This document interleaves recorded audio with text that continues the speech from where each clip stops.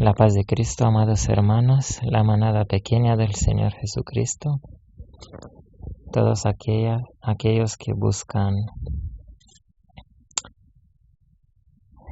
el carácter del Señor y vivir en paz en esta tierra. Les saludamos en este día de sábado, día santo. Vamos a cumplir con lo que hemos prometido. Hemos prometido una segunda parte al tema 84 y vamos a tener otra parte más, es decir, van a ser 3 partes. Una con declaraciones de Nayib Bukele y otra que la vamos a grabar ahorita acerca de un testimonio de una persona que es de El Salvador y que es mi esposa. Va a contar lo que ella ha visto, lo que ella ha oído, de lo que sabe. Ella sabe que ha pasado allá, de la vida de las personas de allá en los años pasados, antes de que viniera Nayib Bukele al poder. Y ella va a contar qué clase de vida se vivía en El Salvador, recordando que El Salvador fue declarado el país más violento de todos los países. Un país a lo mejor que muchos no conocen o que ignoran, pero que el Señor ha escogido por alguna razón para manifestar su poder, su bondad, su poder de liberación en esos momentos y para ser un ejemplo para otros países que están llenos de violencia, están llenos de las obras de Satanás. Pues vamos a hacer algunas preguntas a mi esposa y vamos a escuchar cosas no agradables, no muy agradables, son cosas difíciles incluso por contar. Son cosas que el que los ha vivido es un sufrimiento contarlos, recordarlos, pero hemos decidido grabar este testimonio para que el mundo conozca la verdad, para que no sean engañados aquellos que no son de El Salvador, aquellos que no saben y que solo escuchan las declaraciones de unos o de otros, de los políticos o de las organizaciones internacionales que están las más importantes en contra de la obra de Nayib Bukele, en contra de lo que está pasando, de lo que él está haciendo. Así que vamos a escuchar si en realidad tienen razón esas organizaciones de derechos humanitarios, como se nombran ellos, y que en verdad no son dirigidos por Dios, sino que mienten y que tienen otros planes, tienen intenciones ocultas y por eso están manchando el carácter de una persona recta de corazón, tal como en el pasado sabemos que mancharon los caracteres de todos los profetas con mentiras, y del Señor Jesucristo mismo. Vamos a escuchar en realidad la verdad acerca de lo que ha habido en El Salvador hasta ahora, del calvario que han vivido esas personas.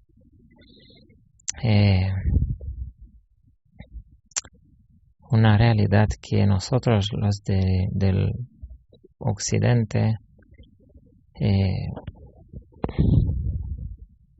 no, nos va a parecer un poco como una irrealidad, como una película, pero que en realidad ha pasado en esta tierra y están pasando en otros países también tal clase de violencia inimaginable. Vamos a hacer algunas preguntas a mi esposa. Usted ha nacido más o menos cuando se hizo aquel convenio, ¿no? Aquel pacto. ¿Quién nos puede decir un poco, unas palabras, unos segundos acerca de eso que pasó en 92, ¿verdad? La paz de Cristo, hermanitos. Pues yo he nacido en el año 1991, en el tiempo en que ya se estaba firmando la ley de paz o el acuerdo de paz que hicieron los países, y justo cuando terminó la guerra civil que duró 12 años, una guerra sangrienta en El Salvador, pues he nacido yo. En el 1992 han firmado ese documento, pero en realidad nunca cesó la violencia. Yo me he criado en medio de toda esa violencia. He visto desde pequeña cómo iba avanzando lentamente, pero seguro. Iban avanzando más y más cada vez los casos de violencia y de inseguridad, y en realidad nunca me he sentido segura y tranquila hasta que vine en el 2017 aquí a España. Para aquellos que no saben, las pandillas han ido creciendo en número. Al comienzo eran pocos, eran unos miles, y si los primeros presidentes, después del acuerdo, hubiesen tomado alguna represalia contra ellos no hubiesen tenido el desarrollo que han tenido hasta este momento de 2022, apenas cuando se tomó medidas contra esa organización criminal mafiosa de la tierra. Los presidentes de antes todos han sido corruptos, y ellos han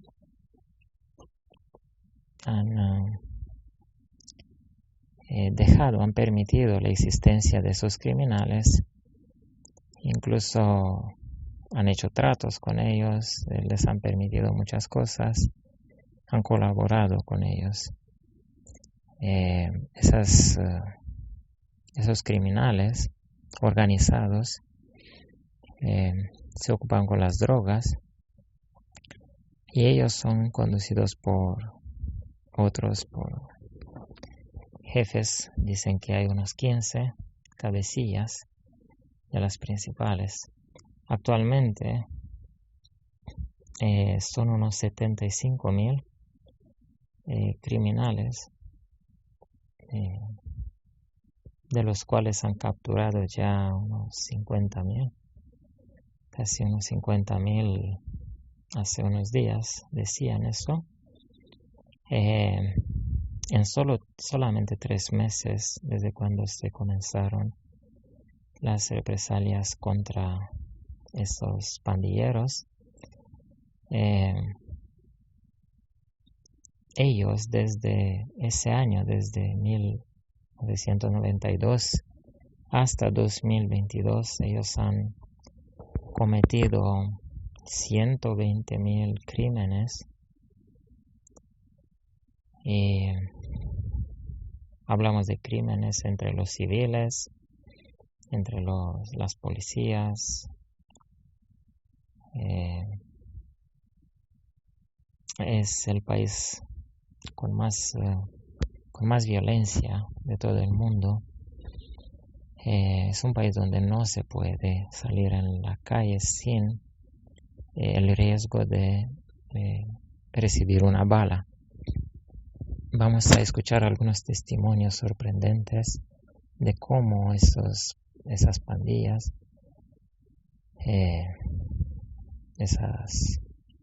no les podemos decir personas, esos monstruos han cometido ya, y es a la orden del día, de cada día, cometer tales crímenes.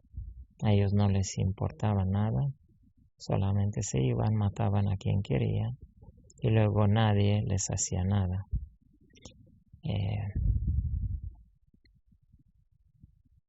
Vamos a escuchar lo que mi esposa ha visto o ha oído que ha pasado ahí, lo que le hacían a los civiles. Sí, quiero comenzar con decirles que ellos tienen un lema que dice ver, oír y callar. Este lema ha sido una pesadilla para todos los salvadoreños porque quien hablaba era muerto, porque la policía estaba vendida en ese tiempo también y ellos daban los nombres de quienes ponían denuncias. Se vivía un ambiente de total corrupción. La gente ya no tenía ganas ni siquiera de ir a votar a las elecciones, porque ganara un partido de derecha o de izquierda era lo mismo, y al final pues la pobreza y la angustia teníamos que seguirla cargando. Desde pequeña, cuando he nacido, mi papá estuvo en la guerra civil, así que él y mi mamá, pues cuando estaban todavía juntos, nos mantenían encerradas, a mi hermana y a mí. Cuando ya he cumplido como unos 6, 7 años, me he empezado a dar cuenta de que no andábamos tranquilos en la calle. Recuerdo el primer incidente que angustió mi alma de pequeñita. Fuimos a comprar con mi mamá al mercado, y mi mamá ella no era cristiana, ella usaba aritos y una cadena y un reloj y una pulsera. Ella se adornaba muy bien. Y cuando hemos ido a comprar, y de repente ha llegado unos hombres, 2 muchachos, unos 18 años por ahí, y uno con pistola y el otro con un cuchillo. La han acorralado, y nosotras, mi hermanita y yo, mi hermana como de 5 años, yo de 6, y nosotras inmediatamente hemos empezado a llorar, y mi mamá, en la angustia de que nos podían hacer algo a nosotras, pues les ha entregado todo, les ha entregado la cadena, todo lo que tenía, los zarcillos o aritos, y mi mamá solo cuando los hombres se fueron nos ha abrazado y hemos llorado juntas. Luego iba transcurriendo el tiempo, y como a eso de cuando tenía unos 7 años, mi mamá trabajaba en un puesto de vender ropa, y, y he visto por primera vez un muerto en la calle. Habían matado a un vigilante por robar el, un lugar a donde vendían ropa, cerca, muy cerca de donde mi mamá. Y bueno, a raíz de eso mi mamá dejó de ir a trabajar. Luego, más adelante, antes que mis padres se separaran, como eso de de los 8, casi 8 años, eh, hemos tenido que ver el sufrimiento de una mujer embarazada que la tuvieron que amarrar al carro y todo para sacarla del cementerio, que le habían eh, estos que todavía no se habían manifestado como los años posteriores. Esos mareros habían agarrado a su esposo por no pagarles, no darles el dinero, le querían robar y él por no darles el dinero se opuso y lo han llevado al monte, a un monte y a un llano desolado y le han roto la cabeza a pedradas y lo han matado. Y hemos tenido que escuchar miles de veces esa historia en el velorio y hemos para ese momento yo ya entendía que no era seguro estar en la calle. Entonces miraba que los muchachitos de mi edad andaban ya así. La característica era que se vestían flojos, que andaban con las gorras así, todos desordenados, y esa era como una señal que eran parte de esos grupos. Y se tatuaban, ¿verdad? Sí, se tatuaban, tenían que ser tatuados, ellos ir a esos, y dependía de que también recibieran una paliza. Si iban por la Mara 13, pues tenían que recibir 13 palizas. Y si iban por la Mara 18, pues tenían que recibir 18 palizas. En mi mente no cabe cómo una persona puede aceptar ser bautizado, como ellos llamaban el bautismo. Tenían que ser bautizados de esa manera para entrar a esos grupos de mareros solo para robar y matar a gente. Esas cosas pues no entendía. Allá pues mi papá desde pequeña me mantenía encerrada, él sabía por qué, yo nunca entendí. Y era porque allá las niñas pues sí son un poco simpáticas, sí son un poco agradables a los ojos.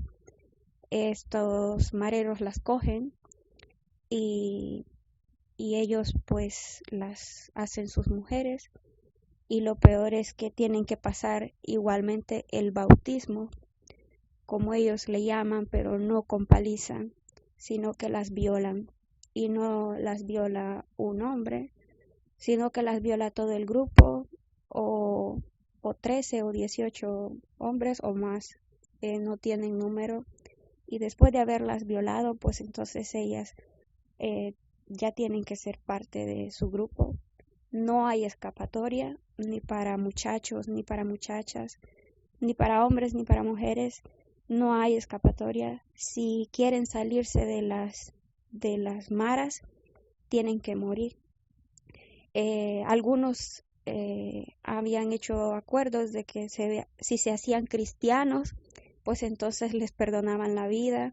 Entonces algunos de ellos se hacían cristianos con tal de salirse de eso, pero como el tipo de violencia y el satanismo, ellos hacían pactos con el diablo y iban las brujas y todas esas cosas, pues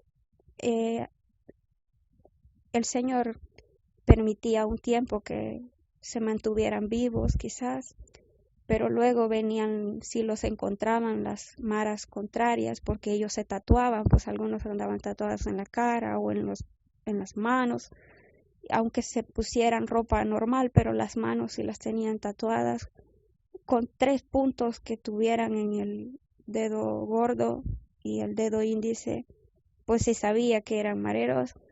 Los contrarios, si los encontraban en la calle o en el autobús, los mataban y no tenían escapatoria de morir. La muerte era la única solución. ¿Y de dónde tenían armas estos hombres?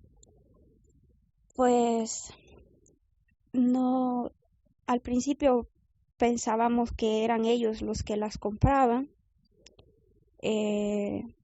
pero luego, conforme iban pasando los años, hemos visto que había alguna persona o algunas personas con dinero que les proveían, porque ellos tenían armas, cada uno tenía armas, y cada lugar en El Salvador, aunque fuera un lugar retirado en el campo, aunque fuera en un cantón, allá en una recién formado viviendas, ahí habían mareros, en todos lados. Ellos vivían en las montañas, ¿verdad? Se iban a las montañas, ellos también vivían en las montañas, algunos, y otros también vivían en la ciudad, pero los que eran los jefes son los que se escondían en los lugares más remotos. Por esa situación también nosotros, cuando hemos pensado salir a la montaña alguna vez allá en El Salvador, era casi imposible porque ahí estaban los mareros y si vamos a la montaña era para morir.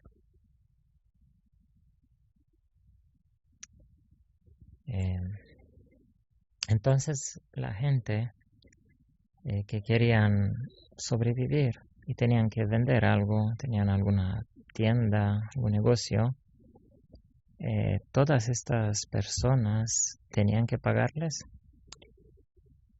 Sí, anteriormente cuando no estaba tan cruda la situación,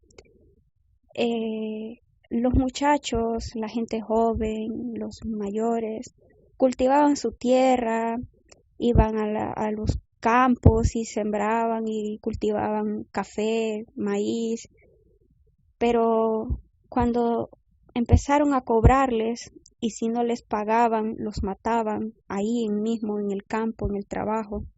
Entonces la gente dejó de ir a trabajar, dejó de ir a cultivar, dejó de hacer eso.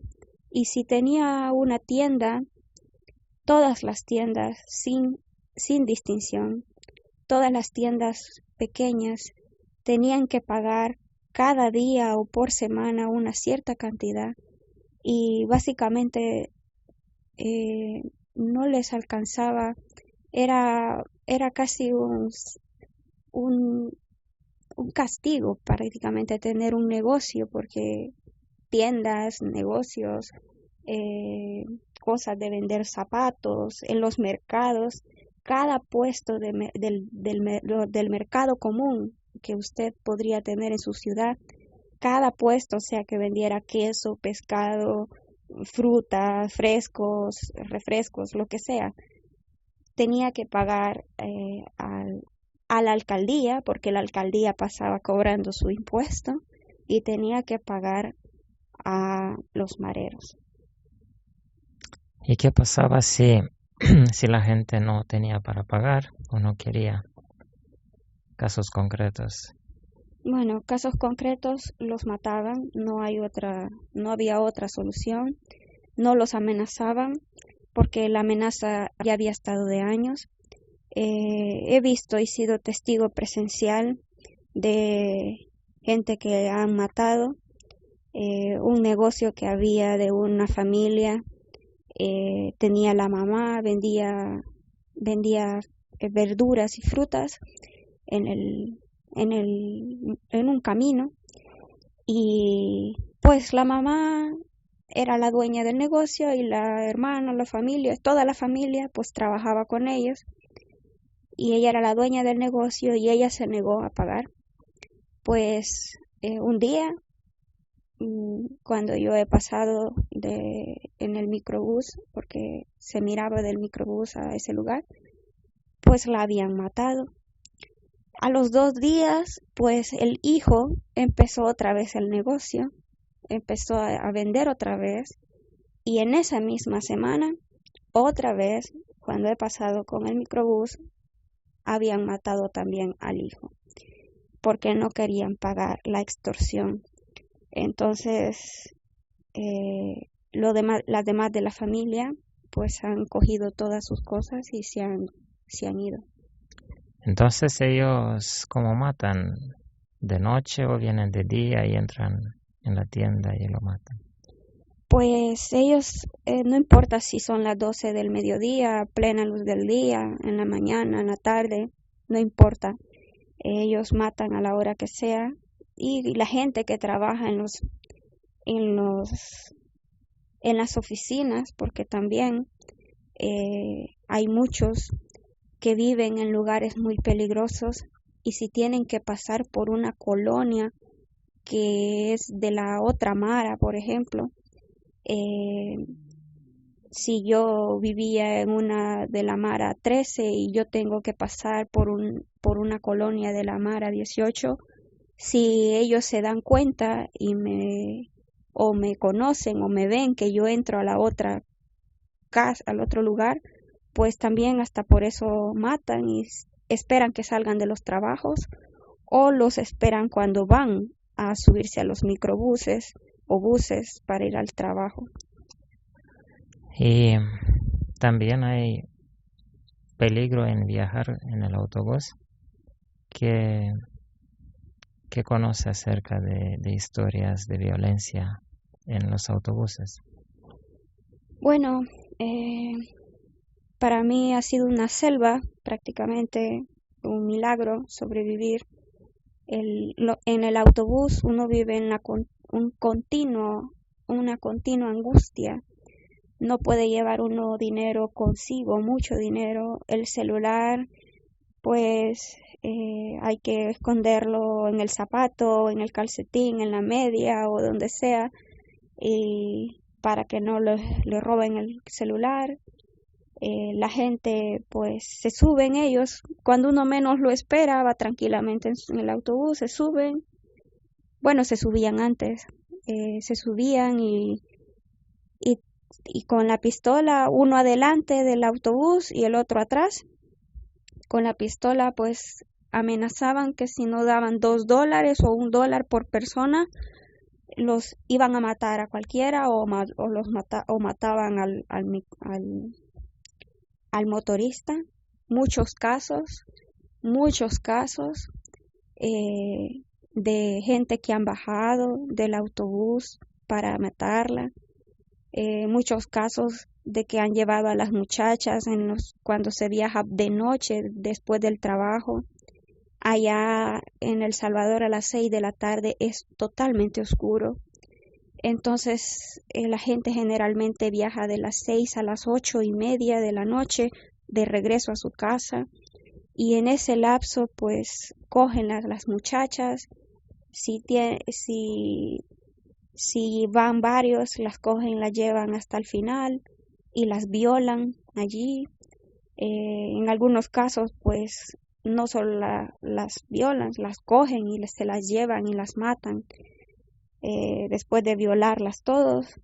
Y cada día pues yo trabajaba en San Salvador, la capital, y cada día vivía con esa angustia, que cualquier día me podía tocar a mí, que cualquier día me podía pasar eso a mí.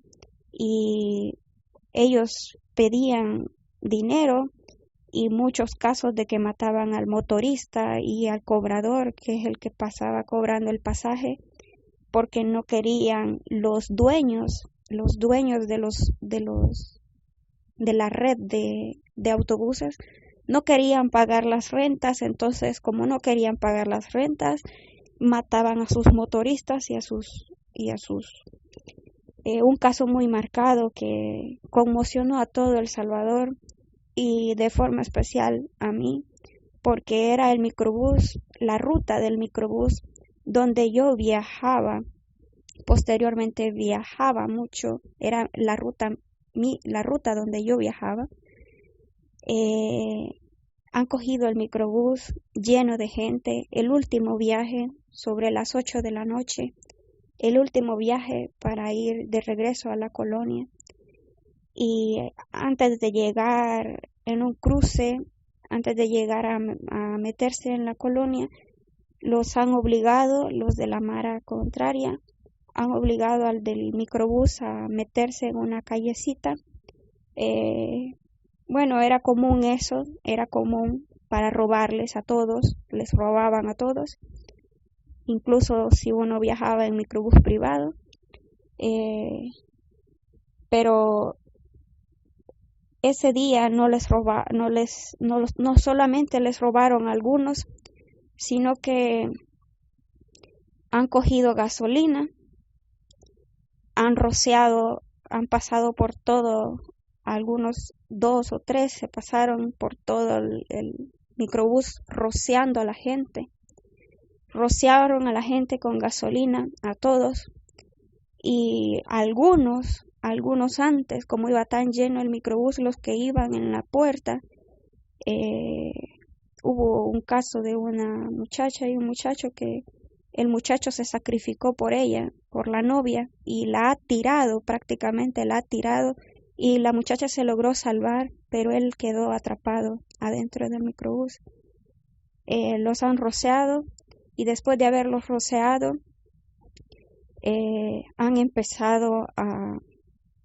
les han empezado a disparar con una ametralladora y les han encendido fuego, y la gente en la desesperación, algunos se tiraban y al que se tiraba del microbús lo mataban, y fue tan horrible, tan horrible. Había un niño de 1 año en ese microbús. Entonces ellos no tienen límite en la maldad. Ellos no cometen crímenes normales, sino aberraciones, torturas, crímenes inimaginables para una persona normal, ¿verdad? Sí, cerca de donde yo vivía, y Dios ha librado mi alma de ese mismo destino. Yo vivía en ese cuarto y la señora me dijo que me tenía que ir, ya no podía seguir alquilando allí porque me tenía que ir, desocupar ese cuarto, que iba a ir el novio de su hija a vivir ahí, a ese cuarto. Y yo pues muy triste y pensando que la señora había sido mala y que me había echado de esa manera. Y bueno, me he tenido que ir a una casa afuera, un poco afuera de la ciudad. Y bueno, me he ido. Y luego a los días, muy pocos días después,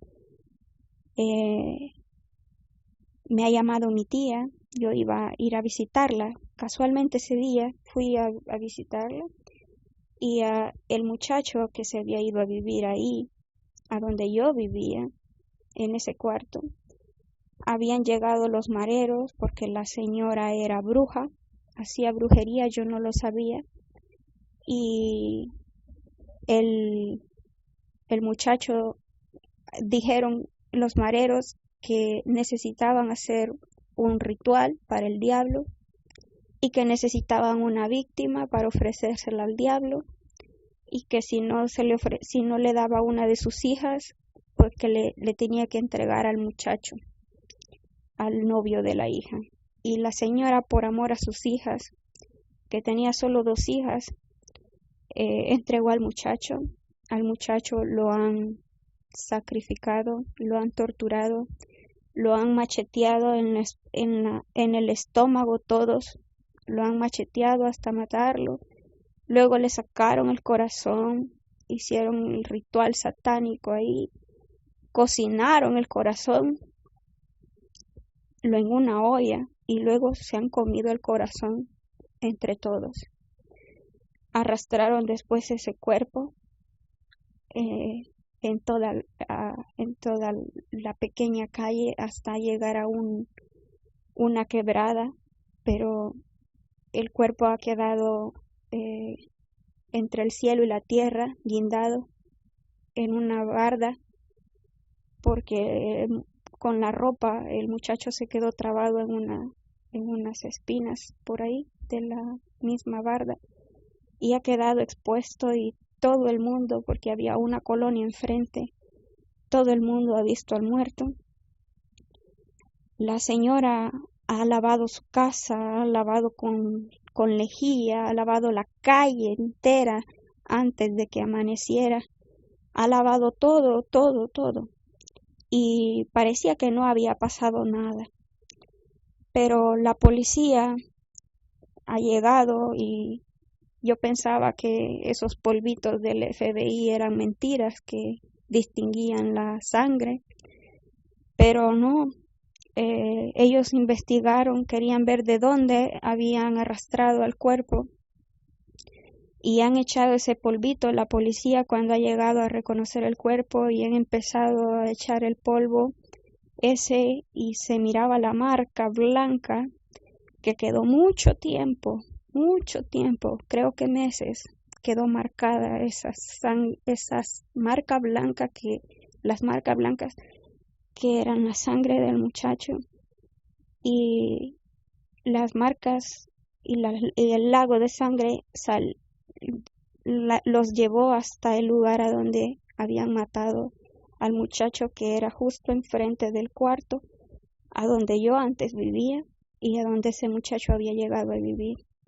Y eso impactó porque habían cerrado la calle y a la gente prácticamente ha dejado sin palabras, con los nervios, en una angustia terrible.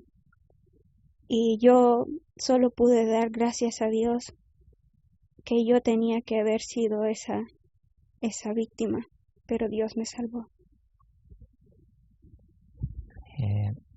En la escuela podían haber mareros entre los jóvenes, los niños, alumnos. ¿Ha pasado casos de violencia en la escuela? Sí, hay muchos casos, pero voy a resumir. Desde pequeña yo estudiaba en una escuela de niñas. Solo habían niñas en esa escuela. Y desde pequeña he visto cómo las pobres muchachas, las niñas, algunas habían sido obligadas a ser novias de esos mareros, y apenas pues con 13, 14 o 15 años ya se les miraban las marcas en su rostro, en su aspecto. Ellas ya no eran las mismas. Y luego, cuando pasé al bachillerato, yo tenía compañeros que eran mareros, pero que como éramos en ese colegio donde yo trabajaba, donde estudiaba, gracias a Dios éramos como una familia, éramos muy unidos como unos niños. Estos mareros pues nos han acogido a precio, digamos así, y no nos han ni extorsionado, ni nos han matado, ni nos han obligado a hacer nada. Pero conocí un caso cuando estaba trabajando en el Hospital Nacional de un pobre niño que había una niña de unos 14 años que se había enamorado de él y él de ella. Y ellos solamente pues se miraban, se mandaban cartas, pero nada más.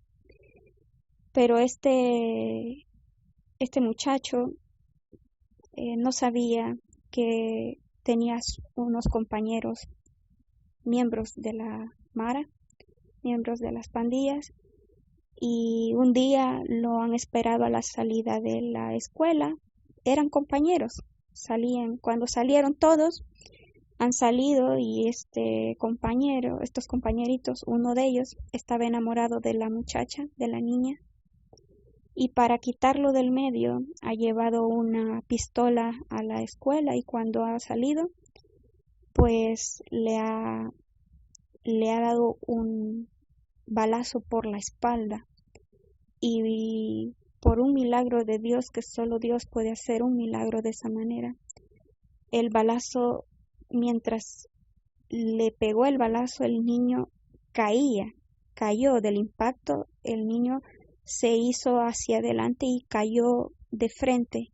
El balazo le dio por la espalda y la bala, por un milagro, le salió por la boca y le ha roto todos los dientes de enfrente. Pero no le tocó ningún órgano. Entonces, cuando ellos vieron la sangre que era de los dientes, el niño estaba totalmente desangrado y ellos pensaron que estaba muerto y se fueron corriendo. El niño estaba vivo, solo le habían arrancado los dientes. Ha llegado casi consciente al hospital incluso y ha contado, ha escrito porque no podía hablar. Lo han operado de la boca nada más y ha escrito lo que ha pasado y la mamá y toda la familia se han ido del lugar a donde vivían, ahí en la capital, y el niño lo han mandado para Estados Unidos para que no lo buscaran y lo mataran, porque allá si alguien queda vivo después de una cosa así, para quitar el testigo o silenciarlos, los buscan por todo el país hasta encontrarlos y los matan.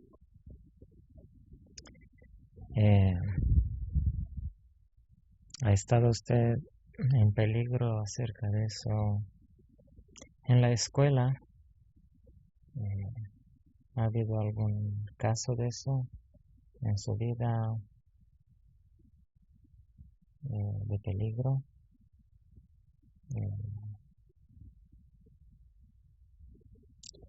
Bueno, yo he vivido peligros muchos, múltiples, pero el más marcado quizás que puedo contar, de pequeña, cuando estaba en el bachillerato, había un muchacho que era mi compañero, yo lo conocía.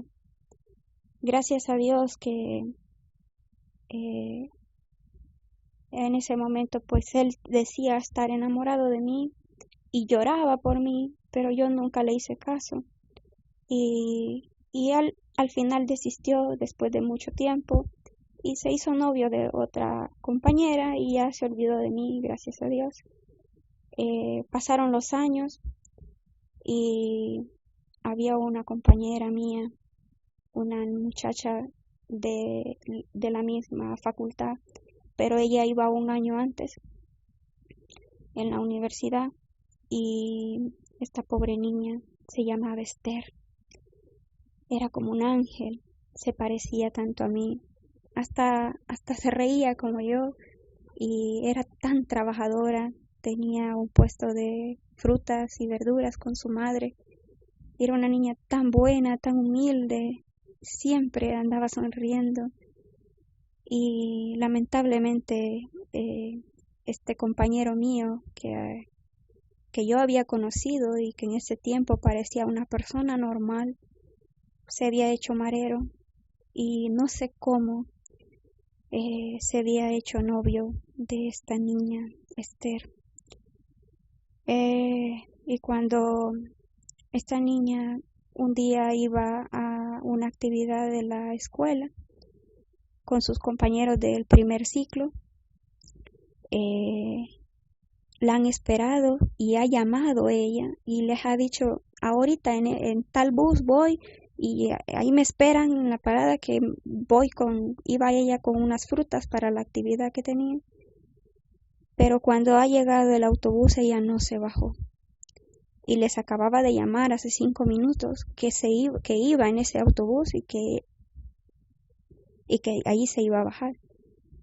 Este muchacho la ha secuestrado, se la ha llevado a la casa de la abuela, la ha torturado, le ha dado un balazo en la cabeza, la ha amarrado con piedras y la ha tirado en un baño de fosa, como una fosa de esas de baño de campo, porque él tenía celos de ella y como era marero, pues tenía pistola y en el arranque de ira la ha matado. Y para nosotros fue un gran impacto, para mí ha sido un gran impacto porque era mi amiga cercana y la conocía desde chiquita y era un ángel ella. Y así es el peligro para todas las que vivimos en El Salvador. Es una psicosis en la que uno vive, porque aunque uno ya tenga 20 años y ha sobrevivido a que te violen y te cojan secuestrada a los 13, 14 años, no importa.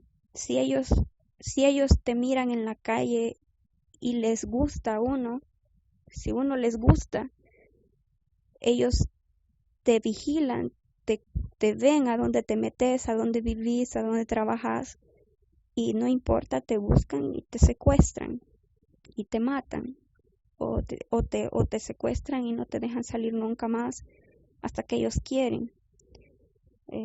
Eso es horrible. Habían unas muchachas, también estudiantes de enfermería, en una parte muy peligrosa de ahí de la capital. Eran amigas y una de ellas fue prácticamente obligada por el mismo sistema. Ellas vivían en medio de los mareros, no habían otros muchachos, digamos así, y ellas se vieron obligadas a ser novias de ellos, porque si no eran novias de ellos las mataban.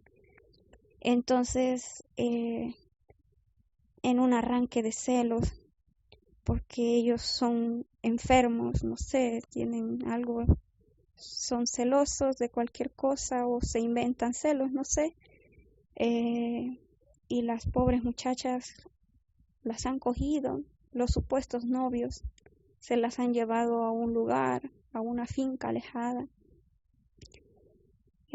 Voy a resumir porque para mí es muy difícil contar estas cosas.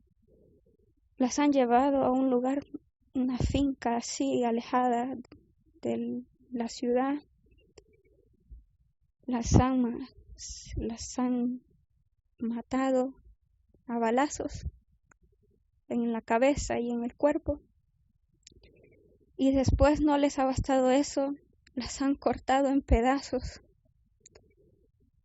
Les han cortado las manos, los pies, la cabeza, todo. Las han cortado en pedazos y las han metido en bolsas y las han tirado en un basurero común de la ciudad y ahí las han encontrado. Es común, en El Salvador era común que la gente apareciera en bolsas negras, que la gente apareciera con la cabeza cortada o la cabeza por un lado, la mano por otro, la pierna por otro lado, y no podían distinguir. Yo tuve la oportunidad de estar haciendo unas prácticas en la morgue, a donde llevaba a todos los muertos, y estar en el hospital. Sé de lo que hablo, lo digo porque lo he visto con mis ojos. La gente a la morgue llega cada día, llegaban.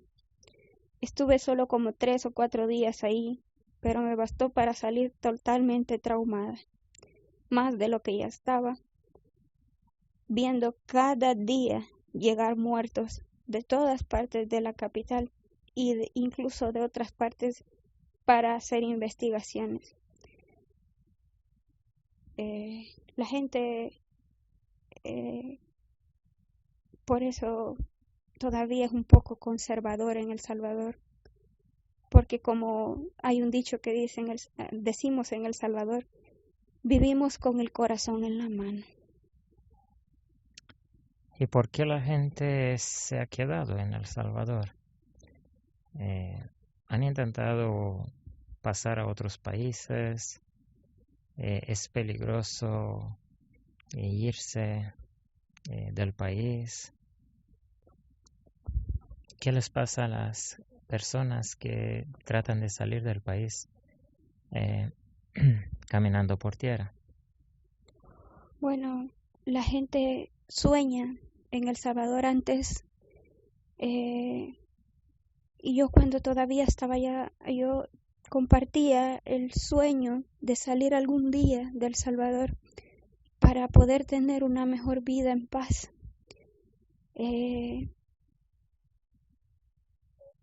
Cuando se me ofreció la oportunidad de irme por tierra 2 veces o 3 veces para irme para Estados Unidos por tierra, el valor me faltó. Yo era, según lo que yo creía antes, era muy valiente, pero el valor a mí me faltó y me tembló el cuerpo y he rechazado las ofertas y no me he ido porque cuando uno sale de El Salvador para Estados Unidos, esa es un camino que solo puede llegar uno vivo de milagro a Estados Unidos.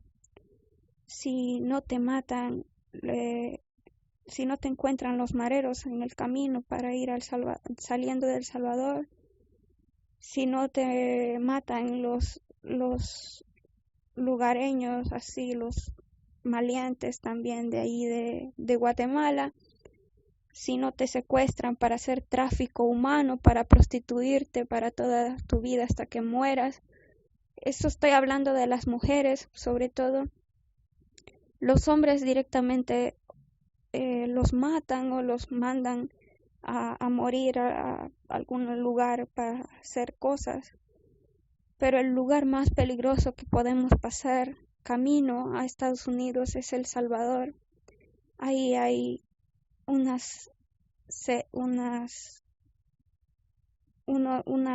organización que se llama mafiosos o zetas o como se llamen, tienen muchos nombres, de narcotraficantes y pueden usar a los migrantes que van camino a Estados Unidos. Hay veces les meten por las partes interiores a las mujeres las drogas para pasarlas para Estados Unidos. Hay veces simplemente cogen la gente y por masa, el grupo que vaya de camino, las cogen, a las que quieren violan y los otros los matan y matan sin discriminación. Y si no te mueres cruzando el Río Grande, te puedes morir en el desierto por sed. He conocido tantos testimonios de gente que ha pasado y ha logrado llegar viva. Una amiga que llegó por milagro cruzando el desierto, casi se muere. Otros compañeros de la escuela también que casi se mueren en el desierto y que los han metido en un coche. Otros que contaban que por un milagro había un montón como un lugar de una peña y habían unas rocas y como una media cueva y han visto de lejos que venían los narcotraficantes y han cogido a todas las mujeres, todas las que estaban en el grupo y las han metido ahí en esa cueva y han puesto piedras para tapar la entrada, para que no las mataran, no las violaran y no las mataran. Y los hombres se han sacrificado por las mujeres para que ellas pudieran vivir, aunque sea ellas, si a ellos los mataban. Gracias a Dios, en esa ocasión que contaron ese testimonio, solamente les han quitado las cosas, el dinero que llevaban y los han dejado ahí, no los mataron. Pero eso fue un milagro de Dios, porque ellos habían hecho un sacrificio. Creo que por eso Dios los protegió, porque ellos decidieron dar la vida por ellas, por otras personas, y decidieron sacrificarse. Por eso Dios les concedió la vida, creo yo. Y entonces tienen que pasar por México, ¿verdad? ¿En México no hay peligro? México es el más peligroso, México es lo más horrible que se puede existir. Yo no tuve valor de irme porque es un sacrificio de verdad. Ahí puedes sobrevivir a salir de El Salvador y pasar por Guatemala, pero pasar por México, ahí solamente Dios puede llevar a la gente. Así que toda la gente que ha llegado a Estados Unidos, de El Salvador, de Nicaragua, de Honduras, de cualquier otros países y de Guatemala, y han pasado vivos y han llegado vivos a Estados Unidos, es porque Dios ha tenido misericordia. Y por esa razón la gente no sale corriendo del Salvador. Yo he dado gloria al Señor porque en el contraste de aquí de Occidente, de aquí de Europa, a El Salvador, me pareció a mí que cuando vine aquí yo estaba en otro planeta. Cuando vine aquí parecía que mi mundo había cambiado. Justamente cuando he salido del aeropuerto me sentía que estaba en otro planeta porque había venido supuestamente hora local de El Salvador, eran las 2 de la tarde, pero la hora aquí local eran las 6, quiero ver, no sé qué hora eran, sí, eran las 6 de la mañana allá en El Salvador y aquí la hora local de España era las 2 de la tarde. Y entonces yo me distorsioné. Cuando he venido también estaba un poco lloviendo y hacía frío, cosa que en El Salvador no hacía. Pero lo que más me impactó no fue el clima, no fue la gente, fue el hecho que hemos llegado aquí con mi amiga, hemos salido, me ha llevado al lugar a donde tenía que depositar las maletas, a donde me iba a quedar mientras conseguía un trabajo, y me ha llevado a comer a un lugar y he visto que la gente andaba totalmente tranquila. He visto cuando he pasado la noche, yo me angustié cuando ha llegado la noche y ya tenía que en mi mente me tenía que ir de inmediato a la casa porque ya era tarde, ya era noche. Y hemos estado allí y mi amiga me ha llevado y no nos hemos ido en el autobús, nos hemos ido caminando y yo pensando, ella para hacerme conocer a donde tenía que ir y yo pensando, pero ya es tarde, nos puede pasar algo. Y hemos llegado a la casa como a la 1 de la mañana y la gente andaba en la calle tranquilamente con su celular en la mano, con sus cosas, con los niños, incluso los niños en la calle. Yo casi que me voy de atrás cuando he visto los niños de 10, de 12 años corriendo, jugando a las 12 de la noche en la calle y jugando y felices y cantando y yo me he quedado tan admirada, cuán contraste, cuán cambio. Y por primera vez en mi vida, quizás por primera vez en toda mi vida, yo he dormido tranquila. Entonces, en El Salvador, la noche es una tortura o es un peligro, porque si los mareros trabajan de día y les da igual, ¿por qué la noche es más peligrosa? ¿Qué puede pasar en la noche? ¿Qué les puede pasar a los niños si los dejan los padres en la calle? Bueno, si los dejan los padres en la calle, para empezar, se los secuestran y los hacen mareros a los niños. A las niñas, si quieren, las violan, las matan o las hacen sus mujeres. No importa cuántos años tienen. Las niñas pueden tener 10 años. Eso es una horrible realidad. Le doy gloria al Señor que yo hasta los 18 años he pasado encerrada en mi casa, encerrada en la casa donde me han tenido, donde he vivido, donde fuera que viviera con mis padres o con la señora que me crié.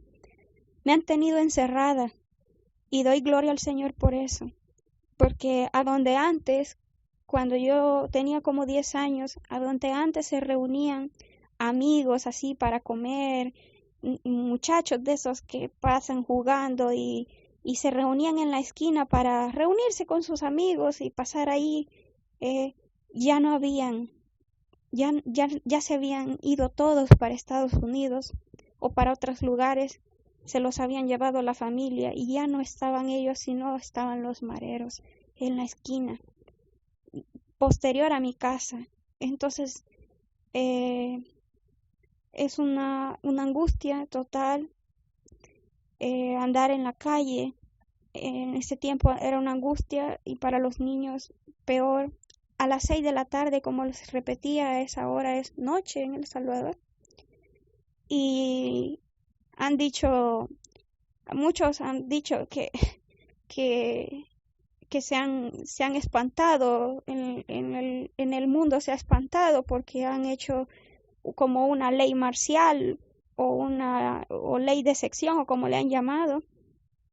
Pero la ley marcial y el toque de queda ha existido toda la vida desde que yo me acuerdo. Ha existido gracias a los mareros. Gracias a los mareros nosotros a las 6 de la tarde ya no podíamos salir de la casa, sino con la angustia que nos podía pasar algo, ni siquiera en la tienda. Cuando la luz se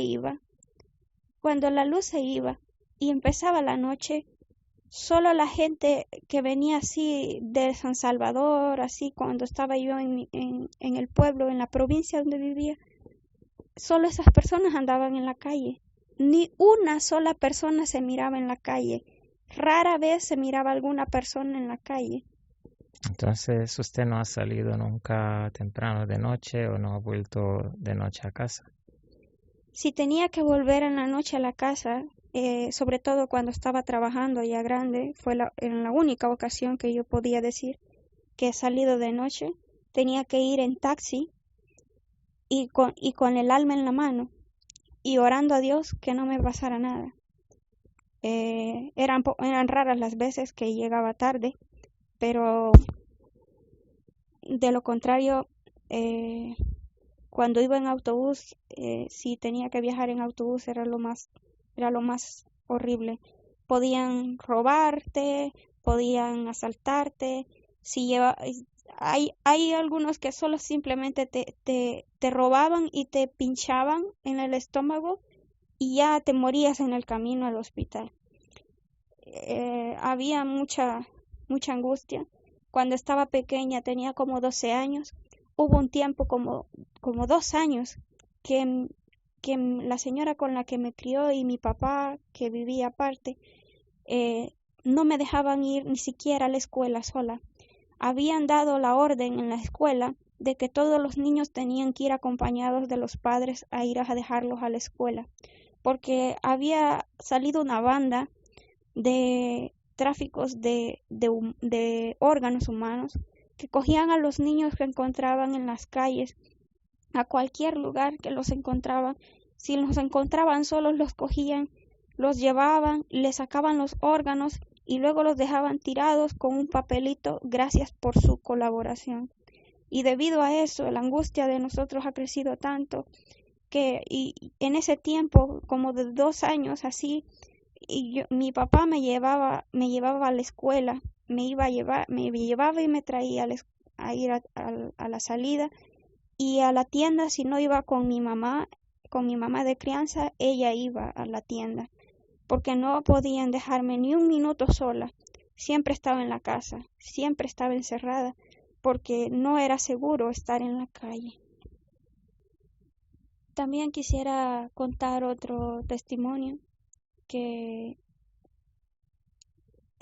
de una muchacha que se negó a ser novia de un marero, y ¿Cuántos años? la muchacha tenía quizás como 15 años, 15, 16 años. Y como ella se negó, al fin la lograron coger. Era en un lugar, en un campo, no era ni en la ciudad, era en el lugar, ni siquiera en el campo, fuera de la ciudad, podía tener la gente tranquilidad y paz. Fuera de la ciudad han llevado a la muchacha en ese lugar que vivía en el campo, la han llevado a un lugar desolado cerca de un río, la han violado todos los mareros de ese lugar, y después de haberla violado todos, la han amarrado a un poste, la han flagelado completamente y le han clavado clavos en su parte interior, le han clavado clavos literalmente. Y la muchacha, en la angustia, en la muerte que sentía, no sé cómo pudo sobrevivir todavía. Y después de eso, la han cortado en pedazos y la han cogido en una bolsa y la han tirado en la calle principal, en la carretera, y allí han dejado el cuerpo. Yo me contó una persona de donde habíamos ido ahí a ese lugar a hacer una obra humanitaria. Como era enfermera, fuimos a hacer una obra humanitaria ahí y nos han llevado a ese lugar y nos han contado la historia completa, que había pasado eso hace unos 3 días y todavía estaba la sangre allí. Todavía había sangre en ese lugar. Y nosotros nos hemos quedado llorando. No sabíamos si salir corriendo en ese momento. Y ha dicho el señor que nos contó, era un señor, y ha dicho, pero por ahora tienen miedo, no van a hacer nada, no se preocupen. Así que pueden terminar su obra aquí y cuando terminen se van. Esas fueron las palabras.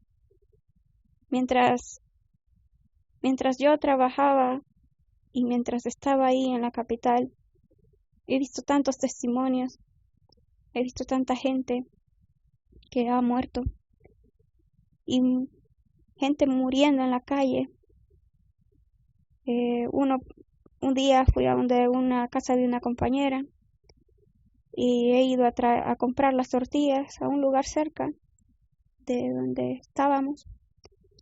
Y si un minuto más me hubiese tardado, hubiese tenido que tirarme al suelo o que me hubiese caído una bala, que habían en ese momento acababan de matar a un muchacho como de unos 25 años, que no era marero, era negociante, vendía ahí en la calle, no sé qué vendía porque se miraba que tenía cosas que vendía. Y lo han matado seguramente porque no ha pagado la renta. Y la gente vivía con miedo por eso, sin poder salir a ninguna parte. La mayoría de gente que va a pedir visa para Estados Unidos, para Canadá, se las niegan. Y gracias a Dios aquí en España no niegan la visa. pero el vuelo cuesta un ojo de la cara. Yo doy gloria al Señor porque por un milagro, solo por un milagro, que Dios es grande, he logrado salir de El Salvador. Pero lamento mucho por todos aquellos que han tenido que seguir viviendo ahí y que gracias a Dios ahora la situación está cambiando. Cuando uno vive en esa psicosis, en realidad pasa uno enfermo. La angustia, dice la Biblia, que mata. Y yo he vivido en carne propia. Yo he nacido, me he criado con los mareros alrededor. Gracias a Dios no me ha pasado nada, no estoy muerta y nunca me involucré con nada de ellos, pero los he visto y he visto lo que han hecho. Y el lema que ellos que habían levantado, ver, oír y callar, se ha caído, porque Dios nos salva a sus hijos, Él los salva. Yo espero el cuido para todos aquellos que todavía tienen la oportunidad de ser salvos de cualquier cosa, de esas muertes. Hay mucha gente que sale a la calle y no regresa. Hay mucha gente que va al trabajo y por robarle los matan. Allá por robarte el celular te matan en la calle, en el autobús, donde sea, te matan. Yo trabajaba con el ejército. Era enfermera militar, digamos así. Y yo tenía que decir a todo el mundo que trabajaba en un hospital privado. Nunca me vieron con el emblema del hospital, de los militares o del gobierno, porque en ese momento me hubiesen matado.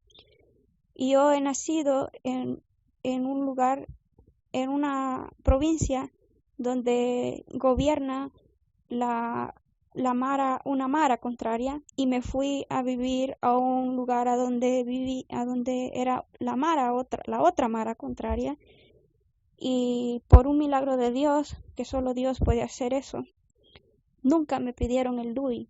Allá ellos, como si son los policías, te piden el DUI. Si te encuentran en un lugar, te piden el documento de identidad y ven la dirección donde vives. Y si en la dirección donde vives es de la mara contraria, te matan simplemente por eso.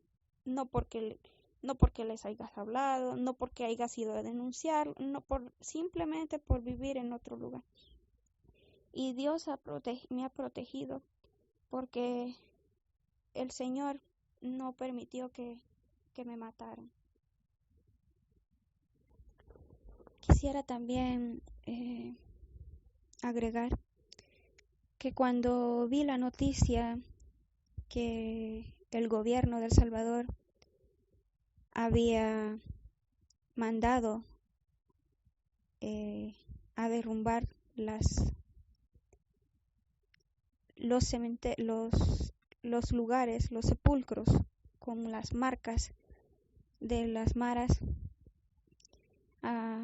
por intervención divina a través de Bukele, no me sorprendió. No me sorprendió porque en el cementerio, para los que se han admirado y se han quedado impactados, y el cementerio es el lugar a donde prácticamente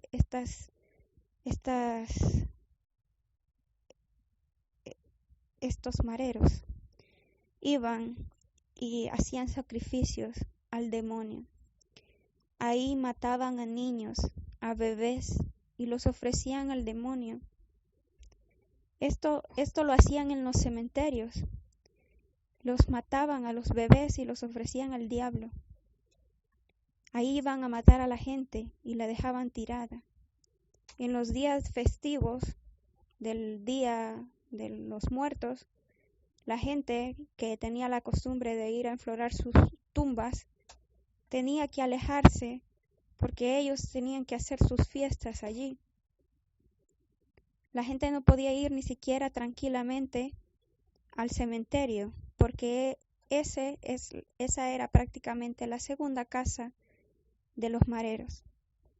Y para los que sienten algún impacto o compasión porque les ha destruido las tumbas, que tengan en mente que encima de esas tumbas consagradas a los que se habían muerto, ellos han sacrificado seres humanos, niños, bebés.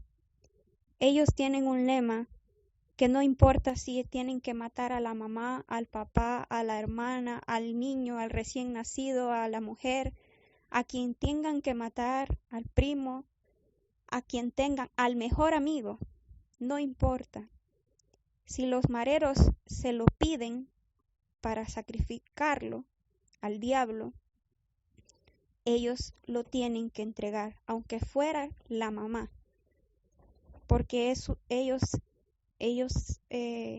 hacen un sacrificio completo. Lo que a nosotros nos cuesta hacer como cristianos, ellos lo hacen por honrar al demonio. Cuando uno iba a la playa, no podía uno bañarse en la playa y estar tranquilamente en la playa como cualquier persona normal, o aquí en el occidente que tienen sus cosas. Allá uno tiene que estar pendiente que no haya un marero a la par de uno, o el grupo de mareros incluso ahí, porque hay que alejarse. Ellos tienen que tener su espacio. Uno no puede ir a un lugar, sea en la playa o en la ciudad o donde sea.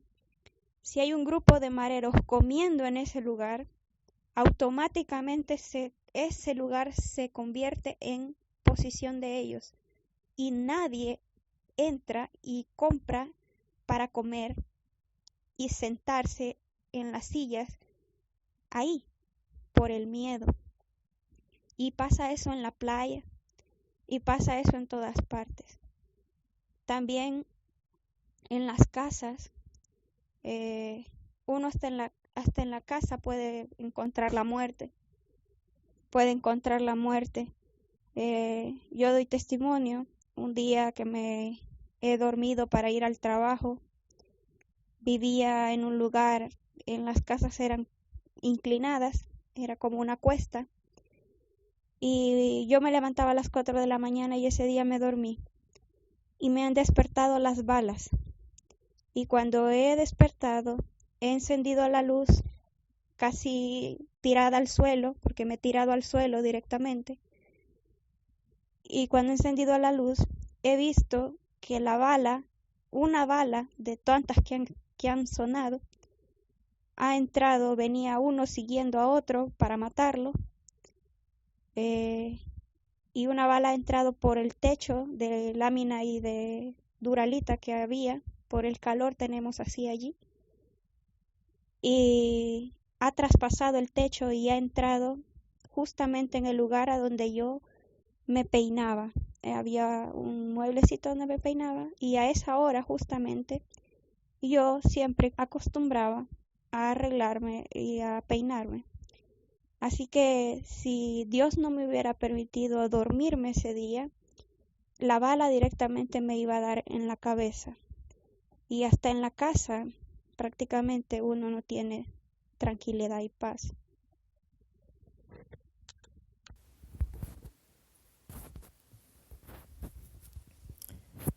Añadimos a este testimonio la palabra del Señor que ha dado en este culto después de haber grabado este testimonio. Se encuentra en Mateo 21 y 22 y dice así: y lo dejamos como un testimonio para cada uno que tendrá que escoger,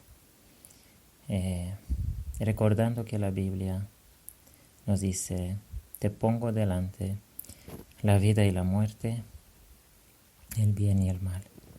Escoge la vida.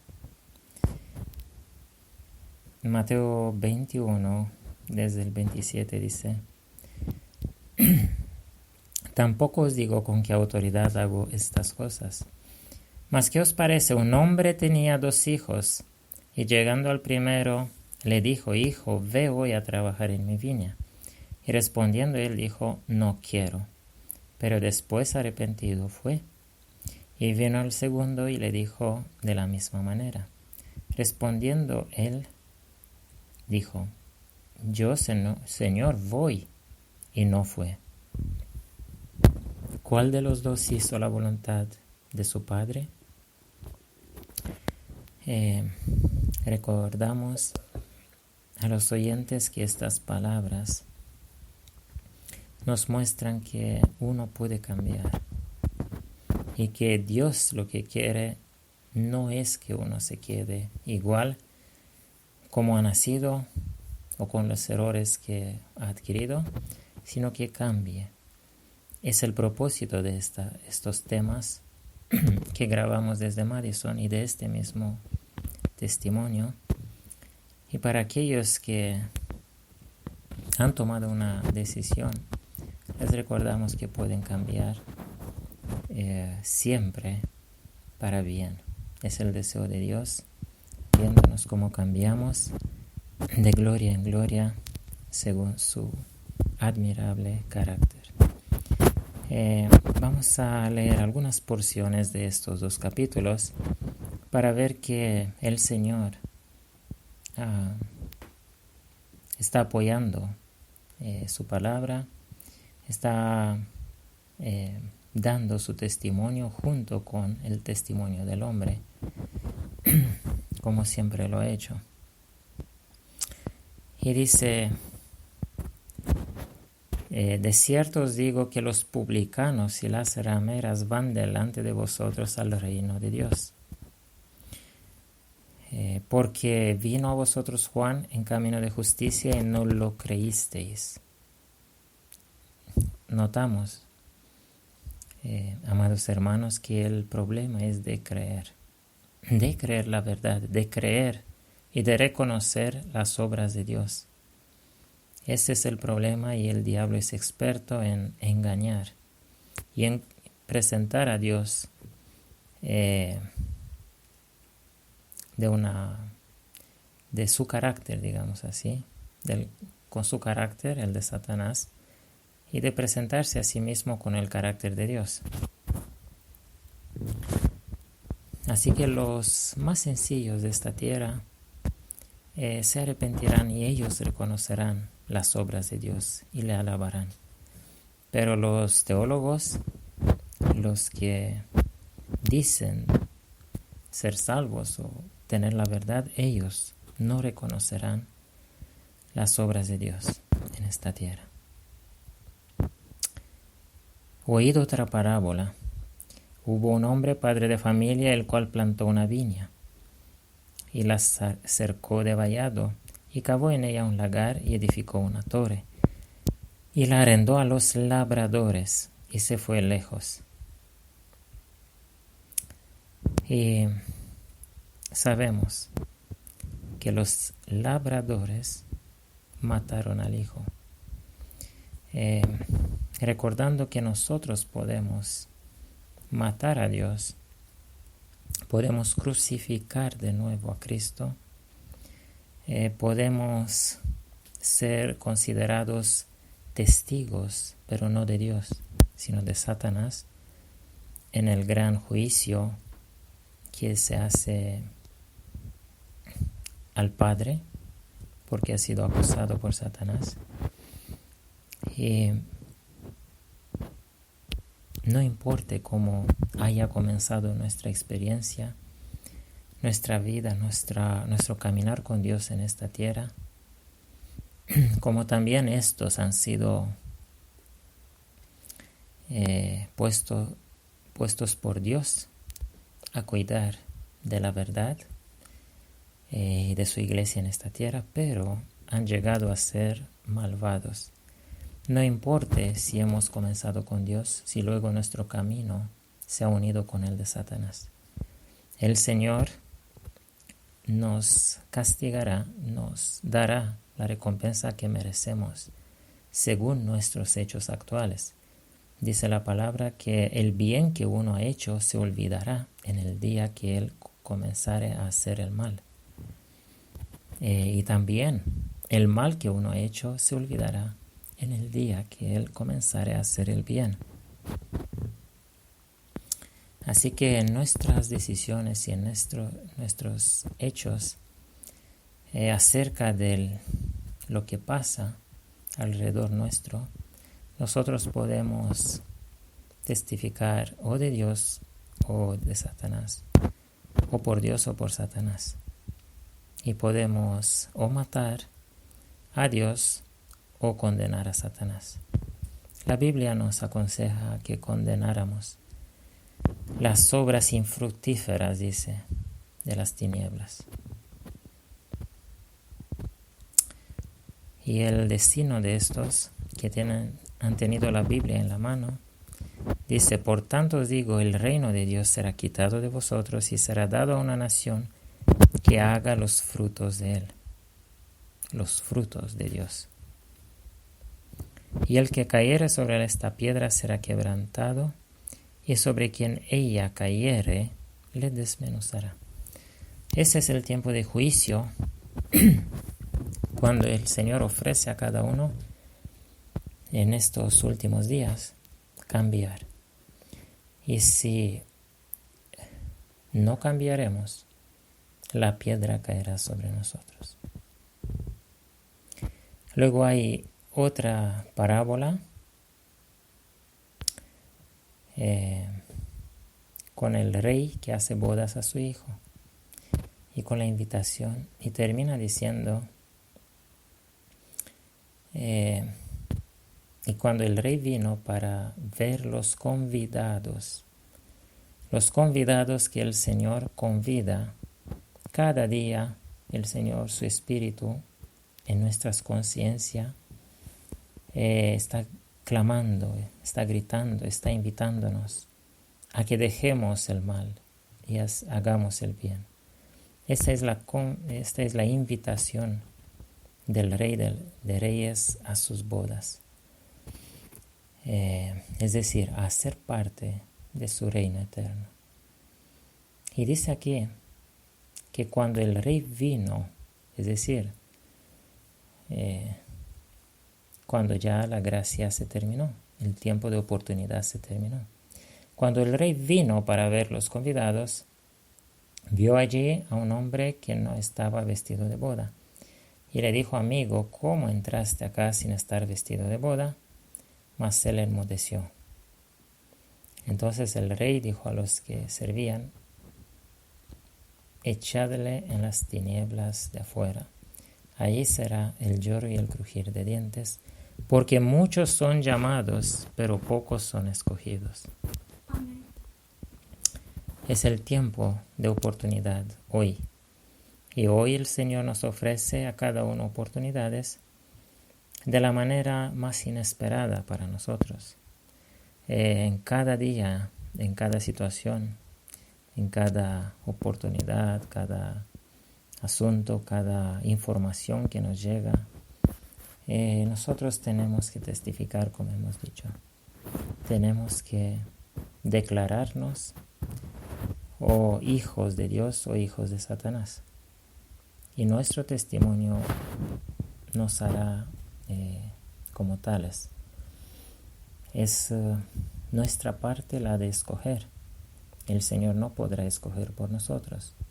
El Señor nos ha preparado todas las circunstancias para que no nos equivoquemos. Pero finalmente lo que contestará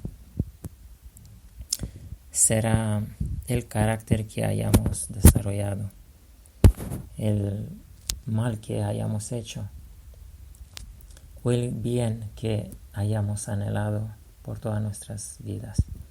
Si siempre nosotros hemos andado en la maldad, en el egoísmo, en buscar lo nuestro, en aprovecharnos de todos, el Señor no nos ayudará en el último día, en el día de nuestra elección final. Pero a los humildes, a los que siempre trataron de cambiar y de llegar mejores personas, el Señor los ayudará a escoger el bien que no les será quitado. Y como final dejamos lo que habíamos leído justo antes de abrir la Biblia en este culto, las dos leyes eternas que todo el universo las conoce. Así de esta manera. Versículo 37. Amarás al Señor tu Dios con todo tu corazón y con toda tu alma y con toda tu mente. Este es el primero y grande mandamiento. Y el segundo es semejante a este. Amarás a tu prójimo como a ti mismo. De estos dos mandamientos pende toda la ley y los profetas. Es decir, el Señor ha resumido el todo del todo. Sí, Él ha resumido la Biblia en estos dos mandamientos, que es el propósito final de Dios.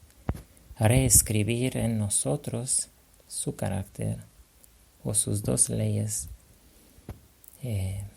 eternas que describen su carácter amoroso, su carácter de amor, en pocas palabras, pero que son muy profundas, que significan todo lo demás. Significa lo que describen los 10 mandamientos y lo que describen los estatutos en detalle. Significa toda la sabiduría de Dios que nos las dejó para saber qué hacer en todo momento, en toda situación. Si amaremos a Dios, entonces no nos haremos imágenes y todo tipo de cosas. Siempre lo pondremos en el primer lugar. Siempre viviremos como teniendo un Señor, un Dios, andando no en nuestra sabiduría, sino en su consejo.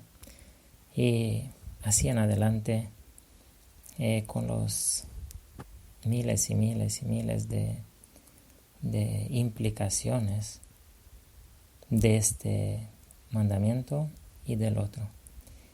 No es simplemente un sentimiento que uno sienta, sino es una decisión de hacer el bien y hacer lo que Dios haría en toda situación.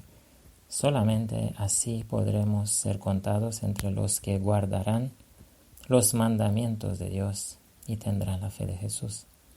Los mandamientos de Dios y la fe de Jesús, que habla Apocalipsis, se refiere a sus dos mandamientos. Se refiere a caminar con Dios, a caminar en su carácter y a seguir la fe de Cristo, seguir su ejemplo. Queríamos dejar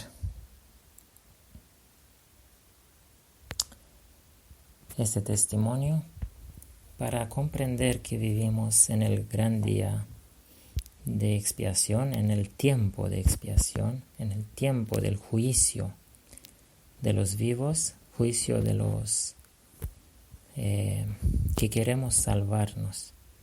Es ahora este tiempo. El tiempo para los que se quieren salvar es ahora. Cuando se cerrará la gracia será demasiado tarde. El juicio venidero, el juicio de los 1000 años será para los que se perderán. El juicio para los que se quieren salvar es hoy. Escoge hoy, dice la Biblia, a quién servir. Si hoy escuchareis su voz, no os hagáis el corazón de piedra. Hoy es el día de la salvación. No es mañana, no es en los 1000 años, cuando según algunos el Señor pondrá en una parte de la balanza todas nuestras obras buenas y en la otra todas nuestras obras malas. ¿Y cuál pesará más? Ese será. No, esa es una mentira. El día de la salvación es hoy, cuando escuchamos su voz, cuando nos encontramos cada día con las oportunidades que Dios nos da para cambiar y para reconocerle a Él y para conocerle a Él, el único Dios verdadero, y a Cristo Jesús, al que nos envió. Que la paz sea con ustedes. Vamos a grabar también la palabra que el Señor nos ha dado al comenzar este día de sábado, que es un día solemne, es un día santo y es un día menos para la venida del Señor. Recordemos que vivimos en un tiempo en el cual cada momento es importante, porque cada momento para nosotros puede significar vida eterna o muerte eterna. Es un tiempo de grandes resoluciones, de grandes cambios, de grandes decisiones. Es un tiempo cuando el Señor nos espera a cada uno bajo su bandera, que escojamos a Él, que escojamos la vida, que escojamos su carácter, que escojamos mejor sufrir con Cristo que vivir sin Él y morir sin Él. El Señor nos ha dado en este tiempo de martirio todavía en esta tierra y de juicios de Dios y de sin número de maldades del enemigo. El Señor nos ha dado el Salmo 91, que dice así, y que es una promesa para cada uno de los que serán contados como escogidos. El que habita al abrigo del Altísimo morará bajo la sombra del Todopoderoso. Diré yo, yo soy, esperanza mía y castillo mío, mi Dios. En Él confiaré. Y Él te librará del lazo del cazador, de la peste destruidora. Con sus plumas te cubrirá, y debajo de sus alas estarás seguro. Escudo y adarga es su voluntad, es su verdad. No tendrás temor de espanto nocturno, ni de saeta que vuele de día, ni de pestilencia que ande en oscuridad, ni de mortandad que en medio del día destruya. Caerán a tu lado 1000 y 10,000 a tu diestra, mas a ti no llegará. Ciertamente con tus ojos mirarás y verás la recompensa de los impíos. Porque tú has puesto a Yo Soy como tu refugio, al Altísimo por tu habitación. No te sobrevendrá mal, ni plaga tocará tu morada, pues que a sus ángeles mandará acerca de ti, que te guarden en todos tus caminos.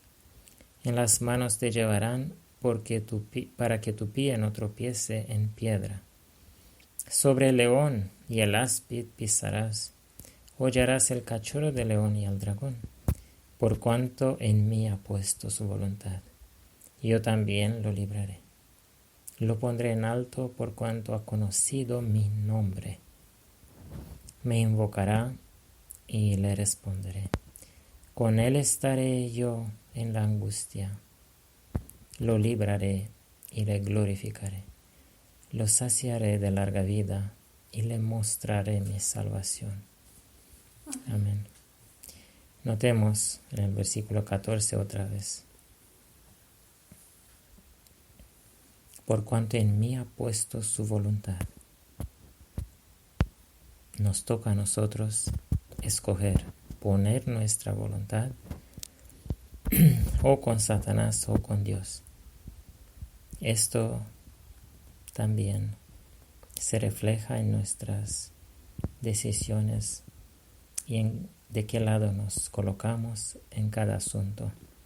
Donde veamos que hay opiniones, donde veamos que hay situaciones donde la gente, algunos dicen que es bueno y otros dicen que es malo, tenemos que tomar nuestra decisión.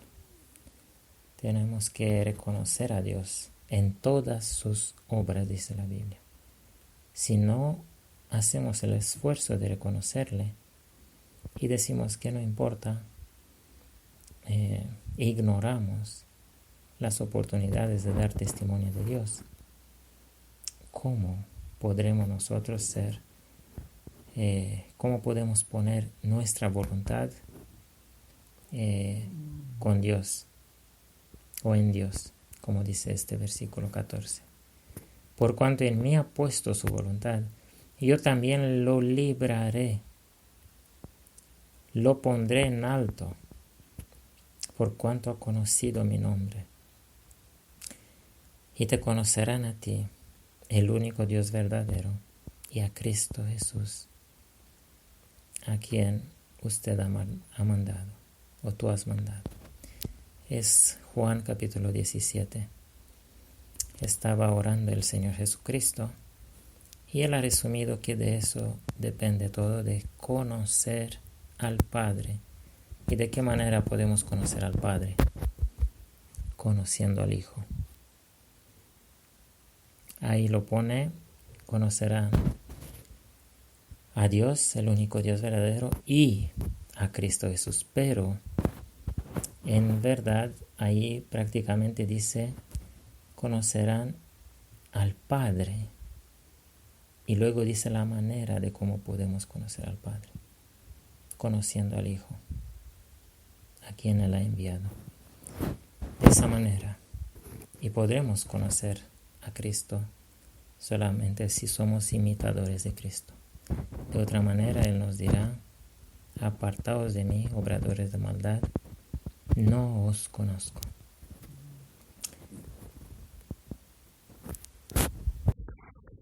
Bueno, terminamos aquí el testimonio. No vamos a añadir muchas más palabras porque no es necesario. Cada uno puede decidir por sí mismo en su mente, delante de Dios, delante del Dios de toda la tierra, como dice la Biblia, que pesa los corazones y que hará un juicio final. Cada uno pasará por la vara de Cristo Jesús, por la vara de juicio de Cristo Jesús, y va a dar cuenta de todo lo que ha hecho, bien o mal, y de las decisiones que ha tomado en su mente, de qué lado se ha puesto en esta vida, de parte del bien o de parte del mal.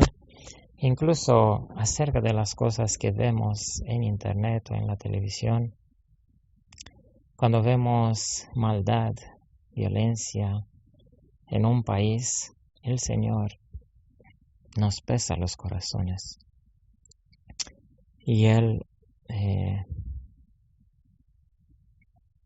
nos justifica o nos declara culpables dependiendo de qué decisiones tomamos al respecto. Acerca del Salvador, hay políticos y organizaciones internacionales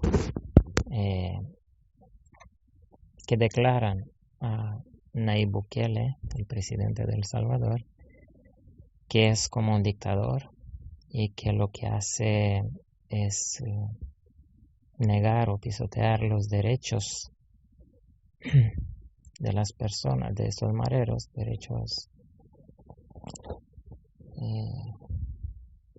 que ellos tienen como personas, y se olvidan que estos mareros no son personas, son monstruos. Ellos son han dejado de ser humanos. Ellos son demonios, son poseídos por demonios. No son humanos, no tienen ningún derecho de un ser vivo como Dios ha dejado.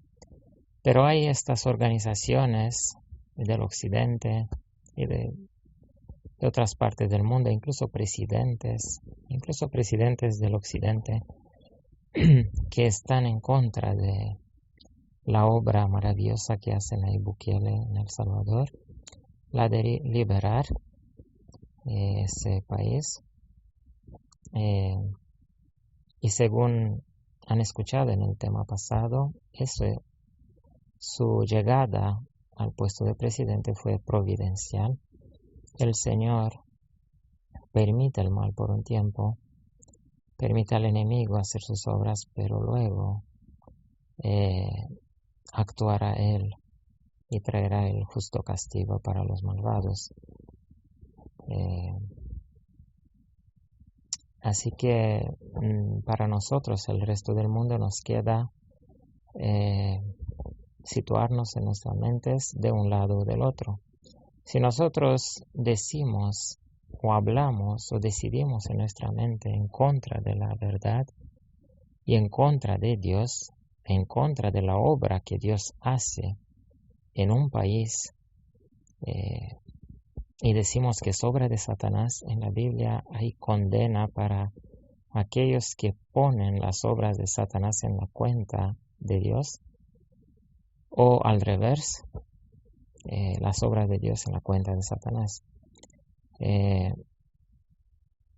esa manera el Señor está buscando en la tierra, dice, con la lámpara, a aquellos que sean sabios y le conozcan a Él, le conozcan su carácter, le conozcan su justicia, su bondad también, su misericordia, pero también su justicia y su verdad. Este tema es muy importante para que nosotros sepamos que hay un juicio en desarrollo en estos momentos. En el cielo es un juicio que se hace para todos aquellos que se salvarán eternamente. El juicio para la salvación eterna no será después del fin del mundo o cuando Cristo venga. Cuando Cristo venga, comenzará el juicio para los que se perderán eternamente. Para los que se salvarán, el juicio ha comenzado en 1844. Estamos en el gran día antitípico de expiación. Día, entre comillas, día es un tiempo simbolizado antiguamente en el día de expiación, y ahora es un corto tiempo desde 1844 hasta que se declare en los cielos el fin de gracia, cuando el Señor juzga la tierra, juzga a cada uno, pesa los corazones y lo declara y lo escribe o en el libro de la vida o en el libro de los perdidos, de los malvados. Es tu decisión y es mi decisión situarnos en cada momento, en cada decisión de parte de Dios. De esa manera el Señor podrá declarar un día, ven o entra, bienaventurado de mi Padre, en el reino que te ha sido preparado. O podrá decir, vaya de mí, obrador de maldad, nunca te he conocido. Hay dos declaraciones preparadas para las dos clases de personas que habrá en esta tierra finalmente. Así que ningún evento que conozcamos en esta tierra no es como decir, gratuito para nosotros, o no es algo que no tenga que ver con nuestra salvación eterna.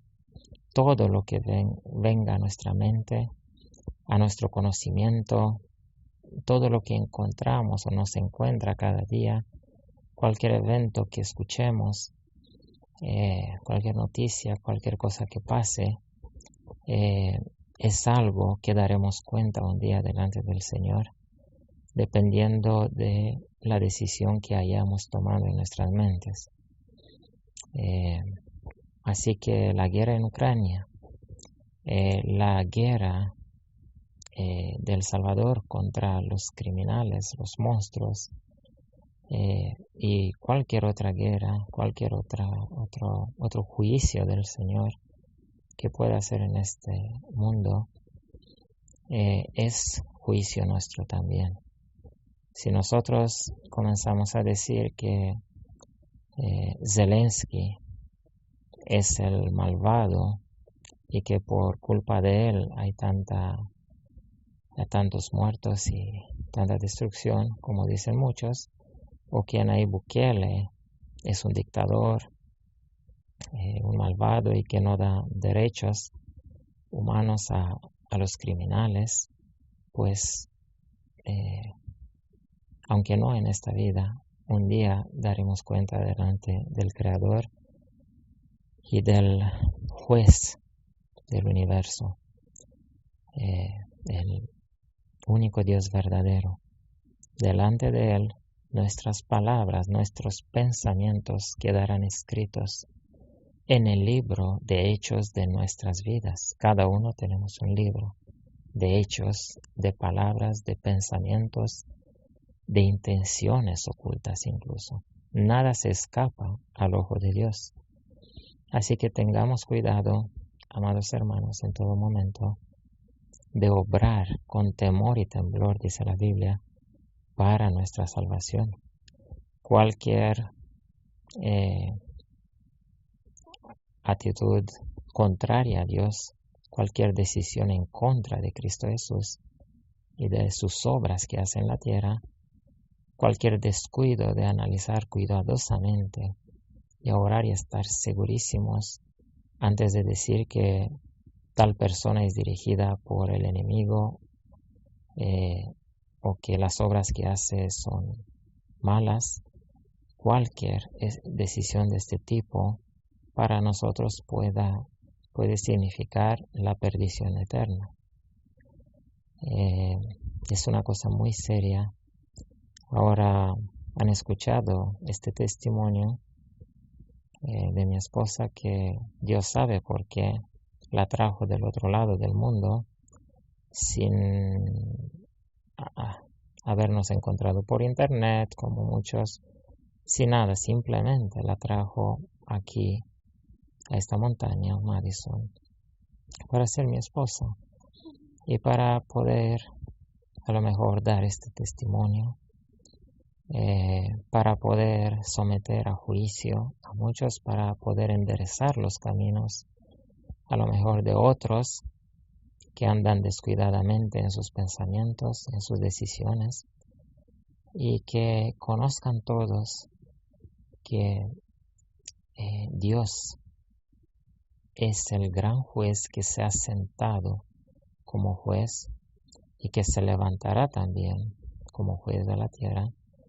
y que en cada segundo, en cada instante de tiempo, aun cuando durmamos, en cada momento Dios hace juicio en la tierra con cada una de las personas que viven en esta tierra. Cada hecho, cada pensamiento, cada palabra, cada sentimiento, cada motivo oculto que tengamos, todo está anotado por los ángeles en el libro de cada persona.